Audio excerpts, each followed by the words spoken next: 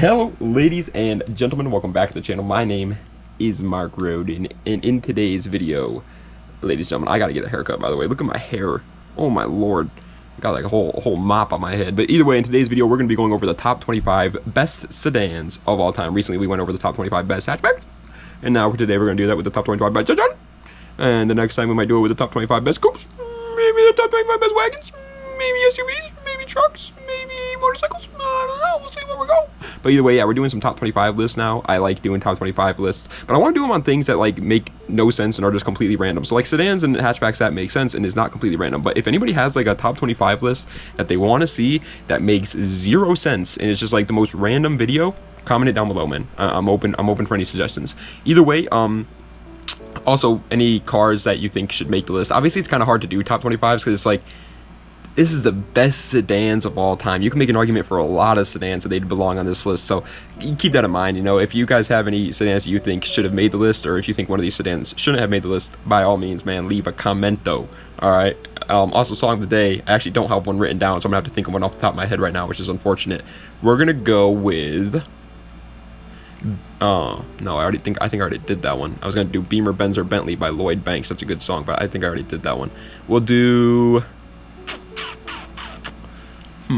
Blue Strips by Jesse Murph. I've been listening to that song a little. I think I did that one too. Ooh, wait a minute. Hold on now. Summer of '69 by Jesse Adams, I think his name is. I don't know. It's, you know the song though already. Go give it a listen. Without further ado, let's get right into it with number 25. And coming in at the wonderful number 25 spot is going to be going to the Mercedes E55 AMG W210. Every single time I look up any sort of like best sedans, best Euro cars, whatever list, this car pops up. Everybody loves the W210 E55 AMGs. I'm going to be 100p with you boys. I don't know too much about it, man. As you guys know, I've never been the biggest Mercedes fan. I just never really learned about him, I guess. I do think like this car, it looks cool, you know what I mean? I wish I knew about it, but I just don't. So I'm putting it here at the number 25 spot. It's on the list, but I just don't want to put it any higher because again, I don't know much about it, man. I'm sorry. Coming in one of number 24's mine is going to be going to a car I do know a lot about. I love these cars, the Volvo 240. Volvos in general just make some pretty banger sedans, and there is Volvo 240s that are coupes, by the way, but they also make them in sedans. And these cars, for those who don't know, are just like the ultimate thrasher mobile. They're extremely reliable, but also the big part that everybody loves is they're extremely safe. So especially if you're beating on the car, drifting it, and learning how to drive or whatever it may be on these cars, you're obviously going to get into some fender benders or something like that, and the Volvo 240 will keep you safe the entire time. Is it a race car? No, it can be. They rally race these things, but not really, you know what I mean? It's not like the fastest car on this list, but it does its freaking job so well, and there's a reason why everybody loves these things. Okay, 23rd place is kind of one that might be coming out of left field for the majority of people, but I don't care, man. It is genuinely, in my opinion, one of the best sedans ever built. The Buick Lasaber 8th generation. Every human being that I ever have known in my entire lifetime who's ever owned a Buick Lasaber loves them. I'm gonna go with the 8th gen just because I think it's pretty cool, but they are literally like the absolute epitome of a grandpa car, but there's a reason why that happens, man. Grandpas are smarter than us. Let's just be honest, bro. I'm 25. I'm not smarter than a grandpa. Grandpas make the correct decisions. They're buying these cars because they're luxurious, comfortable, tons of space, and on top of all of that, the biggest selling point on the Buick Lasabers, they're reliable. Dude, these things are bulletproof. They will not die on you ever. My friend Raph has one. He literally loves it. He wants to buy a BMW M340i. That's what he wants next. But he's like, I don't want to get rid of the Buick Lasaber though because I need a daily. It is just perfect. Everything about the Lasaber is just perfect. I don't care what anybody says. All right, back to the cars that you guys were probably expecting to be on this list, though. The sports cars, the fast ones, the enjoyable cars, the enthusiast sedans. 22nd place is going to the Audi RS38V. This also happened to make it in my hatchback list because there's hatchbacks versions of the RS3 and there's sedan versions of the RS3. But yeah, the RS3 is just incredible. I mean, it really is. In a world of cars where nowadays everything that we get is just like 7,000 pounds and it's just like cannot corner for the life of it, having a lightweight turbo inline 5 that can handle a ton of power is like it's like a dream come true. It really freaking is, man. These cars are literally like as close to like a 90s like performance car with modern technology in it though that we're gonna get. Coming in at 21st place, however, barely missing out on the wonderful top 20, is going to be going to the BMW M5 E39. I love E39. You guys, y'all already know. Y'all already know, man. I'm a big E39 fan. As a matter of fact, one of my most viewed like deep dives is on the E39, so you guys love them too. The M5 E39s are just perfect. M5s in general have tend to be a little bit unreliable, especially the E60. The F10s weren't that great. But this car came with a V8 that somehow also managed to be extremely reliable. That's very, very good for BMW, dude. BMW at this time especially had a huge reputation for being horribly unreliable, and these cars weren't. And then they had 300 plus horsepower in the early 2000s. That's impressive, dude. That's really impressive. However, I mean, dude, it's just not a list. It's just not a list if you don't have at least one 90s JDM car. I've said it time and time again. I think America owned the 60s and 70s. American muscle cars were just, they couldn't be topped in the 60s, 70s. Japan owned the 90s in early 2000s. They could not be topped. And nowadays, modern, like 2010s, 2020s, are owned by German cars, European cars. Because 20th place is going to the Toyota Chaser JZX 100. They came with a 1JZ GTE, dude. Those engines are just, I mean, I would kill a man. I'm sorry, but I would do life in prison for a 1JZ GTE. They're just absolutely perfect in every single regard. And then on top of that, they're obviously rear-wheel drive sedans that people like to slide around and do some shitties with. Sorry for my language, but it is what it is, you know, and it does what it does very, very well. Sorry if I sounded distracted in that last clip. I actually was a little bit distracted. Full transparency, I got a text message. It was kind of important, so I was like, oh god, what am I going to do? Either way, coming into 19th place, it's going to the Alfa Romeo 155 GTA. You guys know that I am one of those like pocket watching Alfa Romeo fans. I love them, but I don't know much about them, and it kind of drives me nuts because we didn't get them in America, obviously. Alfa Romeo only really recently became to America, so lots of the 2000s, 90s Alfas, they weren't here. But I love them. They're really cool. And the 155 GTA is one of those cars. It also was obviously a race car at one point, and it was super popular in its race car phase as well. But even just the sedan base model ones, I like them.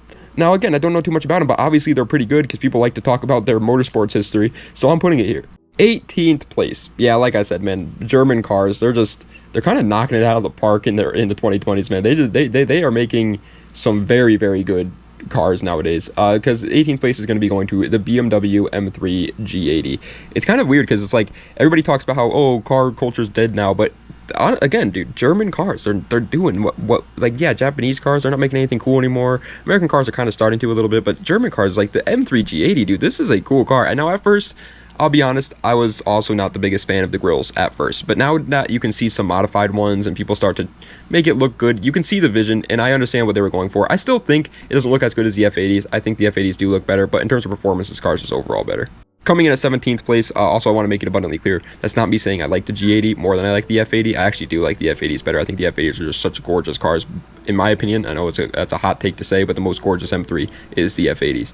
But I do think the G80 in general is just the overall better car. That's why I put it here, not the F80. Either way, 17th place is going to the Chevy Impala SS 7th generation. The 90s Impalas, the ones that you saw in Jumanji. I don't know if anybody knows what I'm talking about, but man, there was that one scene in Jumanji that only stuck with me for some reason, where the car, it was Impala, it got ripped into the freaking woods.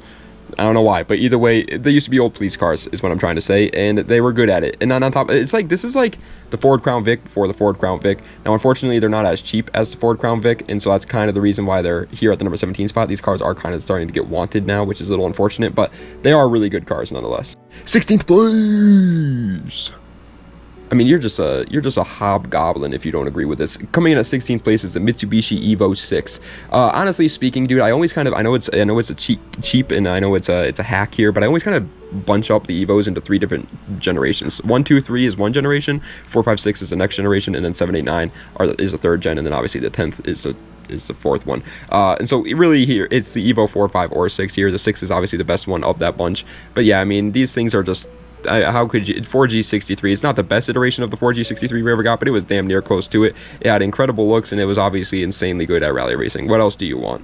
15th place, yeah, it's here, because we hate on these cars because of the people that tend to own them. The people that tend to own them tend to just destroy them and make them look like make the car community look really, really bad, unfortunately. But the car itself really is really freaking good, man. It's the Dodge Charger Hellcat. The Dodge Charger Hellcat is just, I mean, this is, the only unfortunate part about the Hellcat Charger is they don't come in manuals. That's really sad, but the car itself is just, it is peak like American car guy, dude. In a world where most muscle cars are starting to go towards, which I personally like, but a lot of muscle cars guys don't, they're starting to go towards putting like prioritizing handling over just straight line speed nowadays. The Hellcat Charger said, no thanks, we're gonna keep it like it was the 70s and just make this thing insanely fast in a straight line, and they did that. However, coming in at 14th place, yeah, I think this car is actually extremely underrated, but also just insanely good. The Mitsubishi Galant VR4. Any generation, any VR4 Galant here counts. I think they only made the VR4 Galants for 2 different generations, but either way, both of them were great. These cars are pretty much the Evos before the Evos. You know how Subaru had the Legacy before the Impreza? Well, the Galant was what was racing against the Legacy, and at the time, the Galant was actually the better car than the Legacy. Then the Impreza came along, and Impreza beat the Evo. But this car is what truly started Mitsubishi's rally racing history, and obviously that's what put Mitsubishi on the map. Nowadays, yeah, Mitsubishi decided to throw that idea out the window, and their friggin' value is tanking on the company because they did that. But either way, back in the day, back when Mitsubishi actually stood for something, actually had pride in itself, this car is what started that. But like I said, man, unfortunately, Subaru just does it better. Coming in at 13th place is going to the Subaru WRX STI Blah-Bye. Realistically speaking, it's any of the second generation WRX here, Bug-Eye, Blah-Bye, or Hawkeye. They're all those exact same, just facelift models. I like the Blah-Bye the best, so I'm putting the Blah-Bye here. I think it looks the best. But yeah, these cars, they just dominated. I mean, again, rally racing definitely didn't start here, but this is where it peaked for sure, and it's all thanks to cars like the WRX. Yes, I know the 22B is also a great car, but fun fact, the 22B is a coupe, it's not a 4-door, and so it won't be counted here. And this car is just, oh my god, it's just so freaking good, and it looks so good. I'm an Evo guy, you guys know that. I'm a big fan of the Mitsubishis over the Subarus personally, just because I see Subarus all the time where I'm from, but you gotta give credit where credit is due. They nailed rally racing with this thing. Coming in at 12th place, maybe this is just my JDM boy popping out a little bit here. Maybe I'm just getting a little JDM fanboy here, but it's going to the Nissan Skyline GTST R34. Obviously, I can't include the GTR because that's a 2-door, but the GTST I can include. And oh yeah, I kind of forgot to mention that in the intro, so I guess I'll mention it now halfway through the video. But in order for it to count as a sedan for me, it has to have 4 doors and a trunk that's like separate from the car. Otherwise, it's a hatchback. Or a coupe or something like that. So yeah, that's what we're going here. But the GTST, it is still a very good car, man. Like the GTR obviously outclasses it because it's the top of the line trim. Obviously, it's going to be better performance wise, but the GTST still does a lot for the Skyline name. Like, put some respect on the GTST, dude. These things are very good car, and you get them in a sedan. However, coming in at the motherfucking number 11 spot, barely missing out on the wonderful top 10 here, is going to be going to the Lexus LS400 or the Toyota Celsius or whatever you want to call it. It's the same car pretty much, but for those who don't know, this car is obviously not here for the reason why the Skyline and the WRX and the Galant is here. This car did not win any races. It was not a motorsports legend or anything like that. It's actually here for the same reason cars like the Buick Lasaber are on this list. It is extremely good at just being a daily. It had a 4-liter V8 under the hood, which sounds like it's kind of sketchy, but you got to remember, it's made in Japan, so this thing is absolutely bulletproof. It is extremely comfortable with tons of space. You can buy a LS400 with 200,000 miles, and it's pretty much a brand new car still. As long as it's not rotted out, it's fine. You can literally get these cars to 1 million miles. However, breaking its way into the wonderful top 10. So, well, see, the Volvo 240 was not the last time we were talking about a Volvo because it's the Volvo 850R. I was going to put the S60R here because I do like the S60Rs, but I kind of realized I kind of talk about the S60R a lot, so let's change it up, 850R today. But either way, just know that the S60R kind of belongs on this list as well. The 850R, though, is just... I love it, man. I love its looks. It is so simple. It screams Volvo. It's just like a boxy sedan that is hiding an absolute monster under the hood. Now, the 850R was not actually good at what Volvo tended to be good at back in the day, which was rally racing. It was too low for that. It was too low and had a little bit too long of a wheelbase, I think. But it was still good in every other form of motorsports that it entered into. The JGTC or whatever they call that thing, this thing dominated.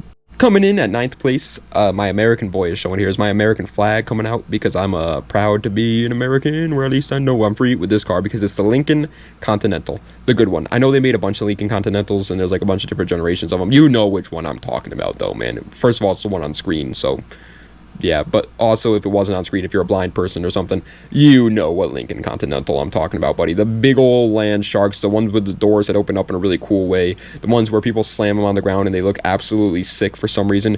They are absolute land yachts, don't get me wrong, but they just oh my god, they're gorgeous. And they just scream like I'm an important person driving around one of these things. I don't care who you are. I know a lot of people nowadays, they don't like the older muscle cars because they weren't great at handling. And this car is not good at handling. Do not expect to, you could take a freaking 10-degree corner and you're gonna have to go at 5 miles an hour in this thing, so don't expect to go any faster around corners or anything. And honestly speaking, the Lincoln Continental, it isn't even fast in a straight line either, but it's just so cool. It has aura. Speaking of cars that are not great in around corners, another American car. See, I'm telling you guys, I'm proud to be an American today, because 8th place is going to the Cadillac CTSV 2nd generation. I know nowadays cars like the CT5V, CT4V, the Black Wings, whatever they're calling them nowadays, are technically the better cars. They are just overall better. They're better performance-wise, they're better luxury-wise and stuff like that. But the CTSV 2nd gen this is where it all started. This is where the love of the game came from. And back in the day, they used to be underrated. Nowadays, people know about them, but back in the day, nobody used to talk about these things. For those who don't know, they're LS powered sedans. This is like, you know, like the Impala that we were talking about earlier. This is like the modern day equivalent of that. Like we don't get stuff like this too much anymore. And luckily we do still get the CTSVs or CT5Vs, whatever, but very, very rarely do we get like just cool American muscle cars like we did in the 60s. And this was like a nice little callback to cars like that. Either way, coming in at 7th place is kind of a cheat code, I know, because it's not one specific car, but just more like a big group of cars. Any of the Australian Barra-powered cars, any of the Ford Falcons or whatever they are, I don't know really much about them. I really don't, if I'm being honest, man. I'm an American guy, don't know too much. I just know the Barra motor is great, and I know they put them in Australian sedans. But I do know that they are in incredible little 6-cylinders, dude. They are just absolute beasts. They handle power. These are like the American, well, I guess Australian, I don't know who made them. Did GM technically make these motors? No, wait, why would I say GM? They were in Ford Falcon. So did Ford technically make these? I don't know. See what I mean? I don't know much about them, but I just know they're good. They're good cars, man. So I'm putting them here. I feel like I have to for my Australian folks. All right, 6th place has one major red flag on it, but everything else about the car is incredible. It's the Audi S4 B5. Listen, I understand these cars that tend to blow up left, right, and center. They are absolutely the most unreliable car ever created, apparently. They like to blow up, is what I'm trying to say. I get that. But in terms of performance, in terms of cool points, man, there's nothing like an Audi S4 B5. There really isn't. I mean, it's just 2.7 liter twin turbo V6 in the early 2000s, making 250 horsepower in a car that weighed nothing. These cars weighed like what, 2,500 pounds? That's only like 300 pounds more than a Miata. That's nothing. And making 250 horsepower with a motor that can just handle absolutely any amount of power you throw at it. This is what put Audi S4s on the map. This is, in my opinion, and now S4s obviously are one of the most popular German cars, and it's all started thanks to this car, in my personal opinion. I know they came out with cars, Audi S4s, before this, but this is what got them. However, coming in at the wonderful number 5 spot, 5th place, is a car that I actually like freaking fell in love with. Back when I was a wee little lad, dude, I loved these cars more than anything. Now I'm kind of, they're not my personal favorites, but they're still great. The Mercedes C63 AMG Black Series. I don't know the chassis code. I think there were W211s or something like that. I can't remember exactly, but either way, you know what it is, the one on screen. I think they only made one Black Series C63 AMG anyways, but yeah, dude, these cars had a freaking hold on me. The little spoiler on the back is absolutely gorgeous. The wide body on it is absolutely gorgeous. The car itself is obviously extremely gorgeous looking, and then on top of all of that, it makes one of the coolest noises on just planet Earth, period. And while also obviously being a very, very good handling car, and being something that's obviously still luxurious because it is made by Mercedes. This is when Mercedes is cool, man. When they put their efforts into making it really, really fast and really, really fun, but while keeping that Mercedes luxury that we know and love. However, coming in at 4th place, it's just, I mean, dude, I feel bad for non-Americans that never got to experience this car, because it's going to be going to the Ford Crown Victoria. Again, it's kind of a car that's on this list for things like the Buick Lasaber or the Lexus LS400, where it's here because it just does its freaking job so unbelievably well. It quite literally did its job well. Its job was to be a police cruiser, and it did that for a ridiculous amount of time. Nowadays, we got Ford Tauruses. They ain't got nothing. I mean, I know the Ford Tauruses are actually still pretty good cars, but they ain't got nothing on the Ford Crown Vic, man. Nothing. These cars are extremely reliable while also still being able to be pretty fast and very comfortable to drive as well. It's weird how now that as you get older, you start to realize that grandpa cars like Crown Vics, LS400, Buick Lasabers, they're beasts, man. But nothing can beat the raw performance of third place. Well, apparently 2 cars can beat it because it's only in third place, but you get what I'm saying. Third place is going to the BMW M3 E36. Trust me, I wanted every fiber of my body, as a matter of fact, wanted to put the E30 here, but they did not make M3 E30s as sedans. That was only with the E36s, and even then, it was very, very rare. Most of the M3 E36s are coupes, but either way, dude, these things, I mean, they just, oh, you know what I mean? They just, oh, they're just perfect at everything they do, and there's a reason why people still to this day want E36s that aren't M3s. They just want an E36 chassis. The chassis was just incredible. And then if you got the M3 version, obviously with the best motor and the best performance out of the gate, it was even more. It was just perfect. M3, E36, a car like an E36 will never be built again. However, coming in at second place, I mean, dude, come on, baby. It's a Mitsubishi Evo 9 MR. I don't know what the MR stands for, if I'm being honest. Manthly Racing, maybe. I don't know. But either way, the Evo 9s, again, I kind of bunch them up into the same group, 7, 8, 9. Here, all of them kind of count. But the 9 is clearly the best version. I know people don't like to admit it, but it is quite literally just the best version of the Ford C63 we ever got. It can handle the most amount of power. It has the most amount of power stock. It's just clearly the best motor for the Ford C63. If you want a rally race, it's going to be your best bet. Is it one of the most expensive Evos out there? Sure, but there's a reason for that. These cars are just damn near perfect. And I understand performance-wise, Subaru technically does just beat Evos. They are just better around a rally course than Evos usually are. But there's just something about the Evos, man. They look just so gorgeous. They have aura. Honorable mention, because I wanted to mention this car real quick, but I feel like we talked about 17 BMWs already today, so I didn't want to include it on the real list. But it's the BMW M5 F90. This is the newest, well, now it's not actually. The G90 is the newest one, but this is the second newest BMW M5. The new one is just, I mean, that is an actual land guy. It's a crime against humanity that came out with this thing. And yeah, the F90 kind of had a hold on the car community for a little while there, because it was, again, a very, very good car, staying true to the M5 name, and it looked just incredible. It was so aggressive looking, so gorgeous looking. Everything about it's just great. Either way, first place, dude, I was like struggling. I was like, what am I gonna put first place? And then I thought of this car and I was like, oh my god, that's first place. It's easily the best sedan of all time. The Mercedes 190e Evo 2, dude. Oh, I still remember as a wee little lad playing Gran Turismo 4 and doing the license tests on, you had to do like a whole lap of Nürburgring without messing up and still get gold on it somehow. It was so hard, and you had to do it in the 190e Evo 2. I still remember doing that, and that's where I first fell in love with the 190e. Just look, like, without even knowing anything about cars, you can look at a 190e Evo 2 and be like, okay, yeah, that's a freaking sick car. And then obviously when it actually gets on the track, actually starts to perform, it's incredible. I again, never been the biggest Mercedes guy, but cars like this makes me want to go back on that saying every single time. The 190e Evo 2, the C63 AMG Black Series, they nail cars sometimes, and this is one of those. There are clips of this car racing around, the big massive spoiler on the back, the big wide body kit, clips of it racing around, and it is just awesome. And it also still manages to have that like luxurious look and feel to it while being an absolute racing demon. But ladies and gentlemen, that is the end of today's video of the top 25 best sedans of all time. I hope you guys enjoyed. If you did, please be sure to like, comment, and subscribe to the channel for more content just like this. Let me know what other videos you'd like to see in the comment section down below. Check the links in the description for any of my other social medias or any of that great mumbo jumbo. And yeah, guys, let me know.